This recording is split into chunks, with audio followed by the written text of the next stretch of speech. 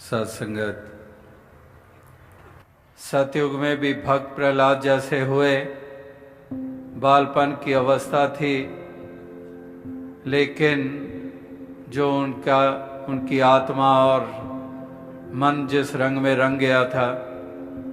आज युगों बीतने के बाद भी वो यश कायम है, उसकी अहमियत कायम है। इसी प्रकार से त्रेता युग का जिक्र करते हैं, तब भी ऐसे ऐसे भक्त प्रवृत्ति वाले निरंतर उन्होंने आज तक अपने यश को कायम रखा है। इसी तरह से द्वापर का जिक्र करते हैं, तब भी भक्ति की अहमियत जो रही है और उस भक्ति को अपनाकर जीवन जिया है। जो भोले भाव से युक्त होकर, चतुराइयों से दूर होकर, समर्पण भाव से युक्त होकर निर्छल प्रेम, निर्छल भक्ति करते चले गए हैं, निष्काम भक्ति करते चले गए हैं, उनका भी जिक्र हो रहा है। और इसी तरह से कलयुग की बात करें तो इस युग में भी इसी तरह से जिसने भक्ति भरा जीवन जिया है, उनके जीवन की साखियां भी सुनाई जाती हैं। उनका हुक्मी बंदा बन के जीवन जीना, सत वचन करके जीवन जीना, चतुराइयों को एक तरफ रखना, अहम से दूर रहकर जीवन जीना, इस प्रकार से कलयुग के दौर में भी ऐसे पात्र, उनका भी यशोगान हो रहा है। और अगर इस समय जो बीता है या बीत रहा है, इस दौर में भी जो भक्ति की भावनाएं प्रबल थी जिनके जीवन में, जो इस नाम के रंग में, भक्ति के रंग में रंगे हुए थे, उन बुजुर्गों का भी आज नाम लिया जा रहा है। जिस प्रकार से बाबा बूटा सिंह जी के समय से लेकर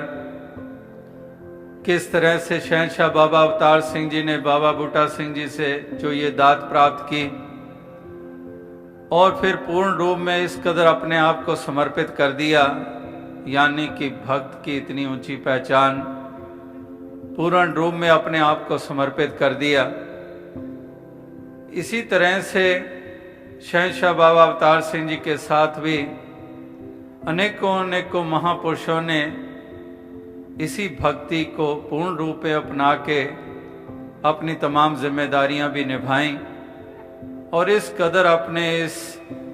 सांसारिक यात्रा को तय करते हुए यश भी प्राप्त किया। इसी तरह से बाबा गुरबचन सिंह जी के जीवन में भी हम देखते हैं, अनेकों महापुरुषों ने एक एक वचन को हुक्म माना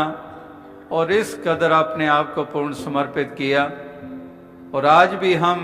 देख रहे हैं कि अनेकों भक्तों महापुरुषों के मनों के ऊपर किस कदर ये भक्ति का रंग चढ़ा हुआ है, किस कदर उनको हमेशा चाहना रहती है कि हम सत्संग करें, बार बार करें, बार बार सेवा के मौके मिलें, इस रसना से निराकार परमात्मा का यशोगान होता रहे, आंखें तृप्त होती रहें दर्शन करके, रसना से गुणगान करते रहें, कानों से यशोगान सुनते रहें, दातार का, संगत का, गुरुमुखों का। इसी प्रकार से एक प्यार, प्रीत, निम्रता वाले गुणों से युक्त होकर जो जीवन जी रहे हैं, वाकई ही वो इस कदर अपना स्थान दिलों में बनाते हैं। तो आओ साथ संगत, कहने का भाव यही है कि इस तरह से संतों महात्माओं ने इस पहलू को कितनी अहमियत दी है। जैसे दास अक्सर कहता है कि एक भक्ति के बगैर जीवन नीरस होता है, भक्ति आ जाती है जीवन में तो जीवन रसमय हो जाता है। इस प्रकार से ये भक्ति का दान हनुमान भी मांगते हैं। भक्ति कर रहे हैं और समर्पण हुए हैं, समर्पित हुए हैं और साथ ही साथ अनेकों और शक्तियां और ताकतों के मालिक भी हैं, लेकिन मांग रहे हैं फिर भी दान, भक्ति का दान मांग रहे हैं। इसी तरह से अनेकों अनेकों महापुरुष भक्तजनों के जीवन वो हमारे सामने हैं। आज भी थोड़ी देर पहले भी जिक्र हुआ कि ये जो भक्ति पर्व का समागम कई बरस पहले तक माघी का समागम कहा जाता था, और ये सामने सरोवर जहाँ पर कि इस कदर जो स्थान लिया गया 50s में, लेट 50s में, मिड 50s में लिया गया, और तब से निरंतर ऐसी स्थान के ऊपर शहंशाह बाबा अवतार सिंह जी ने इस कदर यहाँ पर यही भाव मन में रखे हुए कि इस स्थान को इस कदर आबाद करना है, संगतों ने आना है। और इस तरह से यहाँ पर है तो बहुत बंजर सी ज़मीन, सारा इलाका ही जंगल के मानंद था। ये जो आजकल हम कहते हैं कि शहर से दूर कहीं पर बियाबान स्थान हैं, दिल्ली में भी अनेकों ऐसे इलाके आज से चंद बरस पहले हम कहते थे बियाबान इलाके हैं, कोई उधर जाने से भी डरता है। इसी प्रकार से ये स्थान भी ऐसा ही था,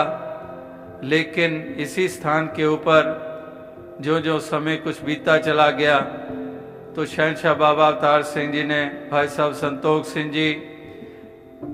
के सामने अपना ध्यान रखा, और किस प्रकार से उन्होंने यहाँ पर फिर अपना डेरा लगा लिया। इस तरह से यहाँ पर हर साल फ्लड्स आते थे, जब तक ये आउटर रिंग रोड जो आपके पास से गुजर रही है, ये आउटर रिंग रोड के लिए जब तक मट्टी यहाँ नहीं पड़ी थी ऊंचाई पे, उससे पहले तक कोई भी बरस ऐसा नहीं था जब तक ये सारा एरिया फ्लडेड नहीं होता था। तो इस तरह से सालों साल ऐसे स्थान के ऊपर उन्होंने इस तरह से एक गुरु का इशारा समझते हुए यहाँ पर बसेरा कर लिया, और फिर सरोवर का निर्माण हुआ, संतों की सेवाएं समर्पित हुई। और इसी तरह से कहने का भाव क्या है कि इस तरह से एक भक्तों की देन को ध्यान में रखते हुए किस कदर भक्तों का नाम भी गुरु ने रोशन किया, और सदैव सदैव महापुरुष संत ऐसी एक देन देने वाले अनेकों स्थानों पे, हिंदुस्तान के इलाकों में अलग अलग स्थानों पर, और इसी तरह से अन्य स्थानों के ऊपर भी ऐसी अवस्था रखने वालों ने कितने कितने उपकार किए हैं, कितनों के लिए वो प्रेरणा का कारण बने हैं, कितनों के लिए वो उन्होंने एक मार्ग प्रदर्शक वो बने हैं। और इस तरह से उनकी देन को भी आज याद किया जा रहा है। जिन्होंने भक्ति भरा जीवन जिया, उनकी याद ताज़ा की जा रही है, और साथ ही साथ प्रेरणा ली जा रही है कि हम भी इसी तरह से भक्ति भरा जीवन हम जीते चले जाएं। तो अब साथ संगत, कहने का तात्पर्य यही है कि एक भक्ति का ताल्लुक भाव के साथ है, एक कोई दिमागों और अकल सियानपों के से कोई ताल्लुक नहीं है। ठीक है, समझ दी है और समझ का इस्तेमाल भी करना है, लेकिन एक भाव, क्योंकि दिमाग का विषय विचार है और दिल का विषय भाव है, और एक हृदय को ही प्रधानता दी गई है। भक्ति में दिमागों की नहीं, एक दिल की प्रधानता है, भाव की प्रधानता है। साधु भूखा भाव का, धन का भूखा ना है। इस प्रकार से भाव का हम जिक्र सुनते हैं कि ये हृदय की भावनाएं हैं। हृदय में वो जो एक तरंगे उठती हैं, वो सब इस सत्य के ऊपर आधारित, इस पारब्रह्म परमात्मा निराकार दातार के एहसास के ऊपर आधारित, इसी प्रकार से मानवता के ऊपर आधारित एक प्रेम, करुणा, विनम्रता इत्यादि ऐसे भावों से युक्त होकर जीवन जीते हैं। तो ये भक्ति भी इसमें भाव की प्रधानता हुआ करती है। तो इसलिए हृदय में हमारे भाव ऐसे बने ताकि हमारी एक भक्ति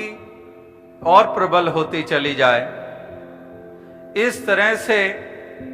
एक भावनाएं जो हैं वो महापुरुषों संतों ने निरंतर ये सब के सामने रखी हैं कि इस तरह से एक हमारी भावनाएं इसी के ऊपर ही सब कुछ निर्भर किया करता है। एक जिसको हम भक्त कहते हैं, तो भक्त की पहचान कोई लिबास नहीं है कि किसी ने ये फलां रंग के कपड़े पहन लिए, वस्त्र पहन लिए तो ये भक्त हो गया है, इसने बालों को इस ढंग से सजा लिया है तो ये भक्त हो गया है, इसने बालों को सर को मुंडवा लिया है तो ये भक्त हो गया है। इस प्रकार से एक अनेकों ऐसे साधनों को भक्त होने की पहचान ये माना जाता रहा है और आज भी माना जा रहा है। लेकिन महापुरुष संत जन वो इस तरह से ये बात साथ साथ समझाते आए हैं कि भक्त की पहचान कोई ये शारीरिक बनावट नहीं है, ये एक हृदय के भाव हैं, ये एक सोच है और उसी के अंतर्गत वो सुंदर व्यवहार है, वो सुंदर चाल है, वो एक किसी को भक्त का दर्जा दिलवाती है और उसको सत्कार प्राप्त होता है। इस तरह से महापुरुष संत एक भक्ति भावना से युक्त होकर ही भक्त होने का प्रमाण देते आए हैं। जिस तरह से संत महात्मा भक्तजन वो निरंतर यही एक बात सबके सामने रखते आए हैं, जैसे कि अभी भी जिक्र हो रहा था कि नहाए धोए क्या हुआ जो मन मैल ना जाए, मीन सदा जल में रहे तो धोए बास ना जाए। जिस प्रकार से महापुरुष संत जन कहते हैं कि पेख दिखाए जगत को लोगन को बस कीन, इस प्रकार से लोग पचारा करे दिन रात। इस तरह से महापुरुष संत जनों के वचन हम निरंतर सुनते हैं कि मन मुंडिया नहीं केस मुंडाए काहे, जो किछ किया सो मन किया मुंडा मुंड अजाए। इस प्रकार से महापुरुष संत जन वो निरंतर यही एक भाव वो सबके सामने इसीलिए रखते आए हैं कि इंसान इस बात को समझें और वो जाने कि भक्ति कहते किसे हैं और भक्त की पहचान क्या होती है। इस तरह से ये वचन सुन सुन के भी इंसान इसकी तरफ गौर नहीं करता है। एक बिन वेखे दे उस्तद करना अंबर नु हथ लाना है। इस प्रकार से बगैर देखे की भक्ति नहीं, एक इसको जानकर इसकी भक्ति, इसकी उस्तति, इसको जानना पहला कदम ये बताया गया है कि वाकई ही पहले इस प्रभु परमात्मा ईश्वर इस निराकार दातार का बोध हासिल करना है। ये बोध हासिल करके ही फिर वो यात्रा आरंभ होती है जिसको हम कहते हैं कि भक्ति के अंतर्गत की हुई यात्रा। तो पहले ये जानना जरूरी है। जैसे किसी बच्चे से हम प्यार करते हैं, हम कहें कि हम बच्चे से प्यार करते हैं। अब बच्चे से प्यार करते हैं तो बच्चा पहले पैदा हुआ है, मां की ममता, किस बच्चे के लिए ममता, वो बच्चा जो पैदा हो चुका है। अब जो बच्चा अभी पैदा ही नहीं हुआ है तो वो ममता वाली बात जो हम कहते हैं, तो बच्चा जिसके पैदा हो जाता है और फिर वही बच्चा गोद में खेल रहा है, तो फिर हम जानते हैं कि सहज में किस कदर वो ममता। इसी प्रकार से किसी भी एक चीज को जो हम देख चुके होते हैं उसका तसव्वुर में आ जाना कितना आसान है, और जिसको हमने कभी देखा नहीं है, किसी के बारे में हमने नाम सुन रखे हैं उसका जिक्र आता है और हमारे ध्यान में, हमारे ख्याल में, तसव्वुर में उसकी शक्ल सूरत पता नहीं कैसी कैसी सामने आती है। लेकिन जिन्होंने देखा है उनको कोई दाएं बाएं और बड़ी एक सोच नहीं करनी पड़ती है, कोई और ज्यादा सोचना नहीं पड़ता है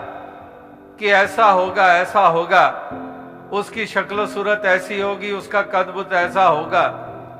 उसके शरीर का रंग ऐसा होगा। उनको ये ख्याल करने की जरूरत नहीं होती जिन्होंने देखा हुआ है। लेकिन जिन्होंने केवल नाम सुन रखे हैं उनके केवल एक अनुमान और केवल ख्याल रहते हैं। इसी प्रकार से कहने का भाव यही है कि महापुरुष, संत जन, भक्तजन भी इसीलिए कहते हैं कि जिस भगवंत की भक्ति करनी है तो वाकई पहले इसको जानना भी है। बिन डिठे क्या सलायना, अंधा अंध कमाए जियो। अगर हम गुरबाणी में भी पढ़ते हैं तो बिन डिठे क्या सलायना, अंधा अंध कमाए जियो, कि उसको अंधा कह दिया है कि वही बात के बिन देखे दे उस्तद करना, अंबर नु हथ लाना है। तो इस प्रकार से पहले तो इस परम तत्व को जानना जिसकी भक्ति करनी है, जिसको सन्मुख रखना है, जिसको रूबरू रखकर इस तमाम जीवन की यात्रा को तय करनी है। इस प्रकार से ऐसे प्रभु परमात्मा, इस ईश्वर, इस निराकार, इस दातार को जानना ये जरूरी कदम बताया गया है तमाम महापुरुषों, संतों के द्वारा। तो अवसाद संगत, कहने का तात्पर्य यही है कि इसी प्रकार से ये पहले जानने की बात हो गई और फिर इसको उठते बैठते इसका ध्यान, इसका ख्याल करते हुए इस प्रकार से इसके एहसास के साथ इस जीवन की यात्रा को तय करते हैं भक्त कि उठत बैठत हर भजो साधु संग प्रीत, नानक दुर्मत छुट गई पार ब्रह्म बसे चेत। कि उठते बैठते इस निराकार पार ब्रह्म परमात्मा, इस ईश्वर दातार का एहसास करते हैं कि वाकई ये तो सन्मुख है, ये दूर नहीं है। जाननहार प्रभु है जेड़ा जाने सारे गैबा नो, इस तो किवें छुपा सकता है बंदा अपने ऐबा नो। तो इस प्रकार से इसको सन्मुख जानते हुए फिर उसी के अंतर्गत ये जीवन की यात्रा को तय करता है कि जाननहार प्रभु है जेड़ा जाने सारे गैबा नो, कि ये तो अंतर की जानत, ये तो सब कुछ जानता है, ये भले बुरे की पीर पहचानत, कि वाकई इस पे सब यहाँ है, इससे कुछ छिपा हुआ नहीं है। और ये जब ये एहसास है कि ये सन्मुख है तो फिर इसके एहसास इस बात का जागता रहता है, तो फिर जीवन में भी सुंदरता रहती है। तो इस प्रकार से एक ऐसे एहसास के साथ जिन्होंने जीवन जिया है, तो फिर वो भावना जिसका जिक्र हो रहा है, वो भावना जीवन में प्रवेश करती चली जाती है। इसका एहसास है उठते बैठते, उठत बैठत हर भजो। उठते बैठते इसका एहसास है, यानी कि मन पूरी तरह से इसके साथ जुड़ गया है, क्योंकि उठते बैठते जो भजन की बात हो रही है, उठत बैठत हर भजो, यानी कि इसके एहसास के अंतर्गत उठना बैठना चलना फिरना, जब इसके एहसास के अंतर्गत उठना बैठना चलना फिरना हो रहा है, तो यानी कि मन को यह एहसास बना हुआ है उठते बैठते, मन को एहसास है, यानी कि मन फिर इसके साथ जुड़ा हुआ है। और जब मन इसके साथ जुड़ा हुआ है तो फिर क्या कारण है कि इस मन में प्रेम का भाव ना पैदा हो, इस मन में विनम्रता ना आए, इस मन में अकर्ता भाव पैदा ना हो। फिर क्या कारण है कि ये मन विशालता में ना आए, संकीर्णता से बाहर ना निकले? क्योंकि जिसका एहसास की बात, जिसके साथ जुड़े होने की बात, अगर बूंद सागर से जुड़ी हुई है, फिर क्या वो बूंद संकीर्ण हो सकती है? वो तो सागर हो गई, सागर के साथ जुड़ जो गई है। सागर के साथ जुड़ी है तो सागर तो सीमित है नहीं, सागर तो विशाल है। जब सागर विशाल है और बूंद जुड़ गई है सागर के साथ, अब जुड़ गई है, तो फिर वो विशालता वो फिर सहज है। तो अवसाद संगत कहने का भाव यही है कि इस प्रकार से जैसे वो महापुरुष संत जन बार बार इसीलिए कहते हैं कि उठत सुखिया बैठत सुखिया, किस लिए? क्योंकि इसी तरह से उठत बैठत हर बजो, कि उठते बैठते इस निराकार पारब्रह्म परमात्मा ईश्वर का वो एहसास करते हैं, इसके रंग में रंगे रहते हैं, और इसलिए एक इनके मन को भी विशालता प्राप्त हो जाती है, क्योंकि विशाल का एहसास कर रहे हैं, जो सर्वत्र समाई हुई परम सत्ता है। इसके रंग में रंगे हुए हैं, यानी कि नाम के रंग में रंगे हुए हैं। जिसके रंग में रंगे हुए हैं, ये निर्मल परम सत्ता कही गई है कि वाकई ये निर्मल परम सत्ता है, ये पावन है, ये निर्मल है। तो ये निर्मल और पावन के साथ जब मन का नाता जुड़ गया, तो मन को भी निर्मलता और पावनता प्राप्त हो गई। तो अवसाद संगत कहने का तात्पर्य यही है,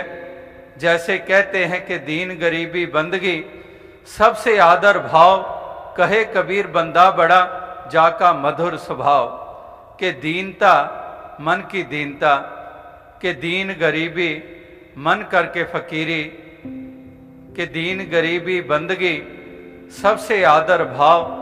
कहे कबीर बंदा बड़ा जाका मधुर स्वभाव। किस प्रकार से वो मधुरता वो स्वभाव में आ जाया करती है। इस प्रकार से एक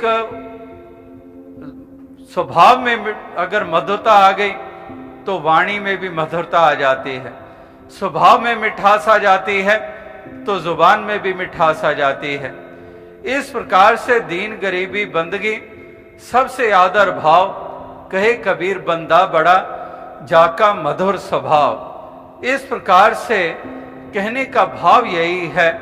जहां से दास ने बात आरंभ की थी कि एक भाव, एक भावों को प्रधानता, एक मन की अवस्था ऐसी बननी, मन में मिठास, सहनशीलता, विशाल इस हृदय का होना, सब्र और सबूरी वाला होना, इसी प्रकार से इस मन का विनम्र होना, और इसी मन में प्रेम का और बढ़ना। वाकई ही जब दिमाग और हृदय की बात होती है, जब भक्ति हृदय का विषय है, भाव का विषय है, भाव हृदय का विषय है, इसी प्रकार से अगर प्रेम की बात करते हैं, प्यार की बात करते हैं, तो तब भी वो हृदय में प्यार रचा हुआ है, तो तब वास्तविकता में एक अहमियत बनती है। तभी वास्तविकता में जीवन कहलाता है, और औरों के लिए भी हम वरदान बनते हैं, क्योंकि प्यार हृदय में बसा हुआ है, तो प्यार से पेश आ रहे हैं। जब प्यार से पेश आ रहे हैं, तो दूसरे को अच्छा क्यों ना लगेगा, सुकून क्यों ना दूसरे को मिलेगा। तो इसलिए हृदय में ये प्रेम का बसना, और अगर केवल दलीलें और चतुराइयां और चालाकियां, विचार इन्हीं तक ही सीमित रहते हैं, जैसे वो भी एक कहावत मशहूर है कि किस प्रकार से कि एक प्यार का स्थापन होता है, जब जैसे एक आवर ग्लास होती है, एक आवर ग्लास जैसे रेत सी भरी होती है, बीच में से बिल्कुल नैरो होते है, ऊपर भी खुला फनल की तरह, और एक नीचे वाला भी स्थान जैसे डमरू की भी शेप होती है। इस तरह से वो आवर ग्लास कहते हैं कि ऊपर की तरफ रेत डाली जाती है, क्योंकि बीच में से इतना तंग स्थान होता है कि वो रेत सरकती तो है, उसमें से गुजरती है, लेकिन बहुत थोड़ी थोड़ी, और इस प्रकार से उससे समय को भी नापा जाता है कि इस तरह से ये ऊपर के हिस्से की रेत अगर सारी की सारी खाली हो गई है, नीचे के हिस्से में चली गई है, तो टाइमिंग के उस साइज का टाइमिंग के साथ और उसकी नैरोनेस का जहाँ से रेत गुजरती है, तो वो पूरे टाइम के साथ वो नापा होता है कि रेत पूरी की पूरी नीचे चली गई, यानी कि इस रेत को पूरा नीचे जाने में 10 मिनट लगे या फिर 20 मिनट या आधा घंटा या 1 घंटा। तो वो आवर ग्लास, तो उसको देखकर कहने वालों ने कहा कि इस प्रकार से जब तक एक the brain doesn't get empty and fills the heart, till then you do not know devotion. कि इस प्रकार से एक जब तक वो दिमाग, यानी कि दिमाग के साथ जुड़ी हुई चतुराइयां और चालाकियां, दलीलें, क्योंकि दलीलें तो हर कोई सहारा दलीलों का लेता है और दलीलें जीतने वाले जीत भी लेते हैं, चाहे झूठे भी हों। लेकिन महापुरुष संत जन जब भाव को विशेषता देते हैं तो फिर वो दलीलें नहीं जीतने की तरफ ध्यान देते, वो दिल जीतने की तरफ ध्यान देते हैं कि दिलों को जीतना है, दिलों में स्थान बनाना है। और इस प्रकार से दूसरों को, दिलों को तब जीतेंगे जब अपने दिलों में भी वो प्रेम का भाव होगा, इस मन में भी ये मालिक प्रभु परमात्मा को बसाया होगा। अगर ये वचनों को चीख गाठड़ी बांधा, अगर इन वचनों को भी इतनी मजबूती से अपने हृदय में बसा लिया जाएगा और इस प्रकार से एक ऐसी एक यात्रा को वो तय करता चला जाता है जिसके कारण आप भी यश प्राप्त करता है और औरों के लिए भी वो कल्याण का और उद्धार का वो कारण वो बन जाया करता है। इस प्रकार से कितने कितने एक पहचाने हैं, जो गुण हैं जो एक भक्त के माने जाते हैं, जिसका दास ने अभी जिक्र किया है। किस प्रकार से इस प्रभु परमात्मा निराकार दातार को भक्त हमेशा करण करावन हार मानकर चलता है कि वाकई ही दातार तू करता है जगत का, तू सबका आधार। और इसी बात के ऊपर अकीदा और विश्वास अपना परिपक्व और कायम रखता है कि वाकई तू ही करण करावन हार है। इसलिए कहते हैं कि तुलसी भरोसे राम के, निर्भय होके सोए, अनहोनी होनी नहीं, होनी हो सो होए। कि वाकई ही तुलसी भरोसे राम के, निर्भय होके सोए, कि इस प्रभु परमात्मा ईश्वर निराकार के हवाले अपना सब कुछ कर देता है। ये मानकर ही चलता है कि वाकई ही ये मेरा मुझ में कुछ नहीं, जो कुछ है सो तेरा, तेरा तुझको सौंपते क्या लागे है मेरा। इस प्रकार से ये सब कुछ इसको समर्पित करके ये इस जीवन के सफर को तय करते हैं। वही बात के तुलसी भरोसे राम के, निर्भय होके सोए, कि वाकई उनके मन में वो भाव नहीं होता है। ये भय से ऊपर उठकर जिस प्रकार से भक्ति निसैनी मुक्ति की संत चढ़े उठ धाए, नीचे चिंता बागनी गिरे झपट कर खाए। किस प्रकार से वही बात चिंता की बात कर लें या भय की जिक्र कर लें, तो ये निर्भय होके सोए। और इधर कहा है कि नीचे चिंता बागनी गिरे झपट कर खाए। निसैनी कहते हैं सीढ़ी को कि भक्ति निसैनी मुक्ति की संत चढ़े उठ जाए, लेकिन अगर वहां सीढ़ी से गिर गए तो नीचे चिंता बागनी गिरे झपट कर खाए। इस प्रकार से कहने का भाव यही है कि भक्त के हृदय की ऐसी मजबूती होती है कि वाकई अकीदा और विश्वास इस परमात्मा ईश्वर निराकार में निरंतर परिपक्व रखता है। इससे कभी भी अपना मुख मोड़ता नहीं है, इससे कभी अपनी एक विश्वास डुलायमान नहीं होने देता है। हमेशा वो परिपक्वता एक विश्वास के रूप में इनके मन में वो बनी रहती है और इसलिए वो किसी तरह से इस मन को कमजोर नहीं होने देते हैं, ना ही किसी के एक भ्रम में आ जाते हैं। ना किसी भुलेखे में आ जाते हैं, ना किसी वहम में आ जाते हैं। इस प्रकार से भ्रमों से निजात पा ली होती है और भ्रमों से ऊपर उठकर ये आगे बढ़ते चले जाते हैं। जैसे कहते हैं कि इस तरह से ये संसार विकार संशय में और तरेओ ब्रह्म ज्ञानी, एक भ्रम जिसको कहते हैं, संशय जिसको हम कहते हैं, शंकाएं जिनको हम कहते हैं, ये संसार विकार संशय में तरेओ ब्रह्म ज्ञानी के वाक्य ही ब्रह्म ज्ञानी का पार उतारा हुआ करता है, क्योंकि ये संशय से ऊपर उठ जाता है। आत्मा के संशय मिटे, सच को जान लिया, आत्मा का कल्याण हो गया। और मन में भी जो शंकाएं और संशय और भ्रम और भ्रांतियां हैं वो भी आने नहीं देते इस मन में, क्योंकि इस निराकार दातार को कर्ता मानकर चलते हैं। और इस प्रकार से इसको कर्ता मानकर इसी को जीवन में विशेषता और प्रधानता वो देते चले जाते हैं और अकीदा विश्वास उसको परिपक्व रखते हैं, उसको कायम रखते हैं और उसके ऊपर ही एक ऐसी मजबूत इमारत इस जीवन के रूप में बनती है जो अनेकों अनेकों औरों को भी आश्रय देने वाली बन जाती है। ऐसा वो जीवन का म्यार वो बन जाया करता है। तो आओ साथ संगत, जैसे हजरत ईसा मसीह जी ने भी कहा कि किस कदर एक बीज ऐसे होते हैं जो गिरते हैं एक बंजर जमीन के ऊपर, एक प्रकार के बीज गिरते हैं ऐसे प्रकार की जमीन के ऊपर जो एक पथरीली जमीन है, चट्टानों वाली जमीन है। इसी प्रकार से एक बीज ऐसे होते हैं जो किसी कांटेदार झाड़ियों के बीच में गिर जाते हैं। तो इस प्रकार से एक जरखेज जमीन पे गिर जाते हैं। तो ये जो चार प्रकार के जमीनें, उनमें बीज गिरे एक प्रकार के, लेकिन उसका पनपना, उनका बढ़ना और उनका एक उसमें से दाने देने, उसमें बड़ा अंतर आ जाया करता है कि किस प्रकार से एक पथरीली जमीन है, तो पथरीली जमीन है तो वहां पर अगर थोड़ी देर कुछ उगा भी है तो पौधा,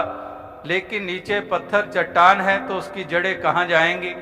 वो वहीं पर खत्म हो जाता है। इसी प्रकार से एक कांटेदार झाड़ियों में एक गिरी बीज गिरे तो वो कांटेदार झाड़ियों में गिरे जो बीज, तो इस तरह से वो भी पनप नहीं पाते हैं। इस तरह से उनको सूरज की किरणें भी नहीं मिलती है वहां तक, किन्हीं झाड़ियां, कांटेदार झाड़ियां। तो इसी तरह से एक जमीन के ऊपर ऊपर ऊपर गिरे जो बीज, उनको पंछी उड़ा कर ले जाते हैं। इसी तरह से एक जो जरखेज जमीन में गिरते हैं वो रच जाते हैं बीज जो जमीन के अंदर, तो वाकई वही फिर पनपते हैं, बढ़ते हैं और उससे सिले प्राप्त होते हैं। इसी प्रकार से वो मिसालें यही थी कि इस तरह से कहीं पर एक कठोरता जहां पर आ जाती है तो वो उस चट्टान के ऊपर गिरे हुए वो बीज, कठोरता है जहां पर, तो वहां पर आगे वो जड़ें कहां पर जाएंगी, तो वो पौधा आगे नहीं ऊंचा हो पाता है, वो नहीं बढ़ पाता है। और इसी तरह से कांटेदार घनी झाड़ियों में गिरा है तो उसमें भी कहीं पर कोई जिसको दुनियावी रूप में हम नुकसान कहते हैं या किसी के द्वारा कोई की हुई निंदा बखीली इत्यादि है, उसका असर ग्रहण हो गया तो उसका भी आगे बढ़ना मुश्किल हो गया। इसी प्रकार से एक जो जरखेज जमीन के ऊपर गिरी और वो रच गई वो बीज जो जमीन के अंदर, तो वाकई ही उन्हीं का ही इस तरह से एक पौधा बनना और उसके आगे उससे फल प्राप्त होने, तो इस तरह से उसको मुकम्मलता प्राप्त होती है। तो और साथ संगत, कहने का भाव यही है कि जो एक पंछी उड़ाकर ले गए जमीन के ऊपर पड़े हुए बीज को, यानी कि वही बात कि केवल इस कान से सुना और दूसरे कान से निकाल दिया, कोई नाता मन का जुड़ा नहीं, मन रूपी धरती में वो बीज को स्थान दिया नहीं, तो इस तरह से वो पंछी उड़ाकर ले गए। और इस तरह से कहने का तात्पर्य क्या है, इस निराकार दातार के साथ ये मन का नाता जुड़ा रहे, इसको हृदय में बसाए रखें और इसी के परिणाम स्वरूप हृदय की विशालता बनी रहे, मन को निर्मलता प्राप्त हो, मन में मधुरता स्थापित हो और इसी प्रकार से एक विनम्र हो ये मन, सब्र और सबूरी वाला हो, एक विश्वासी और अकीदे वाला ये मन हो। इसी प्रकार से अकर्ता भाव इस मन में हो और इस तरह से इतने इतने गुणों के मालिक बनकर इस जीवन के सफर को तय करते चले जाएं सभी। इस प्रकार से भक्त हमेशा अपने इस म्यार को इस कदर ऊंचा करते हैं कि अपने आप को मिटाते चले जाते हैं, अपने आप को दासों के दास बनाते चले जाते हैं। जैसे पीछे भी दास ने जिक्र किया इन चंद रोज पहले भी कि किस तरह से भक्त एक निंदा बखीली में भी अपनी वाणी नहीं लगाते हैं और इस प्रकार से एक वही बात कबीर जी वाली अवस्था बन जाए कि कुछ लेना ना देना, मगन रहना, कि वाकई अपनी भक्ति में मगन रहना, कि वाकई अपनी भक्ति करते चले जाते हैं। और अगर एक कोई इस तरह से, जैसे थोड़ी देर पहले किसी बच्चे की भी मिसाल दी गई कि इस तरह से छोटे से बच्चे कह रहे हैं, एहसास करवा रहे हैं कि निंदा बखीली नहीं करनी है, और आप तो निंदा बखीली में अपनी वाणी को लगाए हुए हो। आप भक्त हो, आप महापुरुष हो, संत हो, तो आपने अपनी वाणी को एक स्तुति के बजाय आपने निंदा में लगाया हुआ है। तो इस तरह से बच्चे भी है एक ऐसा एहसास करवा रहे हैं। तो इस तरह से बाबा गुरबचन सिंह जी भी अक्सर वो मिसाल और ये बात कहा करते थे कि अगर इस तरह से कोई निंदा बखीली करने के लिए आता है तो आप इस कदर अपना ध्यान किसी और तरफ लगा लो, या फिर कोई बहाना बनाकर वहां से एक उठ जाओ। इस तरह से अपने मन को, उसका तो मन खराब हुआ ही है, तुम्हारे मन को भी वो खराब करेगा, तुम्हारे भी अकीदे विश्वास को डुलायमान करेगा। और इस तरह से वही बात कि अपने आप को इस कदर संभाल लो कि वही बात कि जिस तरह से वो एक ऐसी एक जो वाणी किसी की लगी हुई है इस कार्यों में, तो अपने मन को किस कदर उसके असर से एक बचाए रखना और इस कदर एक अपने आप को, एक अपने अकीदे विश्वास को कायम रखना और अपने ध्यान को कायम रखना, अपने उस विश्वास को कायम रखना और इस कदर वो महापुरुषों भक्तों का के प्रति सत्कार का भाव कायम रखना। ये भी एक पहलू जो है वो बताया जाता है, बार बार सत्संग में हम सुनते भी हैं कि इस कदर एक निंदा में लगी हुई वाणी वो वाकई ही एक उस बात को कहने वाला भी, हालांकि अनेकों ऐसे देखे गए हैं जो इस कदर किसी को छोड़ेंगे नहीं, किसी को बख्शेंगे नहीं और फिर भी कहेंगे कि मैं तो कुछ बोलता ही नहीं हूं, मेरी तो मुख में जुबान ही नहीं है। किस कदर ऐसा भाव अपने बारे में बनाए होता है और किसी को छोड़ता भी नहीं है। इस तरह से अनेकों की ये रुचियां होती हैं। पीछे भी दास ने ये बात कही, अंग्रेजी में एक कहावत है, one who gossips to you will gossip about you, कि कोई तुम्हारे पास आकर किसी की बात करता है तो भूल जाओ कि औरों की बात तुम्हारे पास करता है, पता नहीं कितनों के पास तुम्हारी बात जाके करता है। So one who gossips to you will gossip about you. तो इस प्रकार से महापुरुष भक्तजन सजग रहते हैं, भक्तजन सुचेत रहते हैं और इस प्रकार से वही बात कि अब मेरा कुछ लेना देना नहीं है इन बातों में, मुझे अपनी भक्ति करने दो, मेरे मन में खटास पैदा ना करो। वो हो और होंगे जो सुनते होंगे वो तो चले गए, जैसे वो भी ध्यान में आ गई बात, उन्हीं दिनों की बात है। इसी तरह से एक स्थान पर रुके तो वो वही इलाका था, कुछ एक झांसी का इलाका, मध्य प्रदेश में पड़ता है, वहाँ पेट्रोल पंप पे रुके तो वहाँ पर भी इसी तरह से जैसे पहले किसी ने बात कही तो एक और आ गया, वो ये कहने लग पड़ा कि एक दतिया का रहने वाला था, कहने लगा झांसी गले की फांसी, दतिया गले का हार,